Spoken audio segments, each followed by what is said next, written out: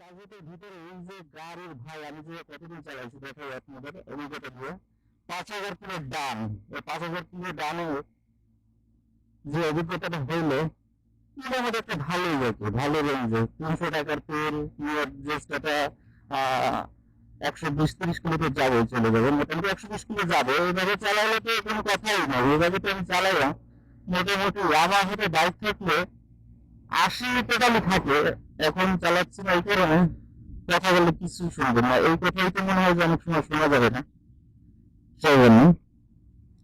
তো এটা সব থেকে রেভলিউশন যেটা খারাপ দিক সেটা হচ্ছে গিয়ার ফেসে যাওয়া, সেটা সমস্যা 1,000 বা 2,000-3,000 চালানোর পর মোটামুটি ঠিক হয়ে যায়, নতুন অবস্থা একটু ঝামেলা দেয়। আর হেডলাইট নেই, একদম টোটালি হেডলাইট ঝামেলা।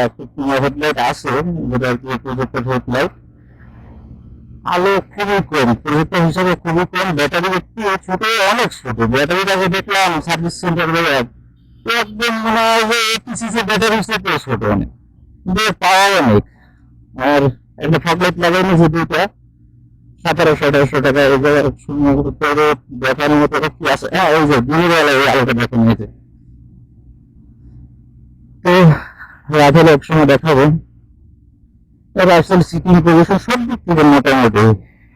তো কেনার পর এখন পর্যন্ত তেমন কোনো সমস্যা হয় না, তবে একটু কিন্তু সমস্যা হয় না বললে ভুল হবে, একটু সমস্যা হয়েছে বলতে কেনার পর কিছুদিন পরে রানিং অবস্থায় বন্ধ হয়ে যাবে। যে বললাম না সার্ভিস খুবই খারাপ, সেই জন্য আর কি। একটা তার ছিল ফুয়েল ইঞ্জেক্টরে, যেটা আর কি সফটওয়্যারের মাধ্যমে যেটা আর কি ফুয়েল পাঠাবে, সেই পাঠাবেন যে যে তারটা ছিল ওই জায়গা থেকে সংযোগ, কয়েল সংযোগে সেই তারটা নাকি লুজ ছিল। আমার সামনে সেটা সারাই দিল।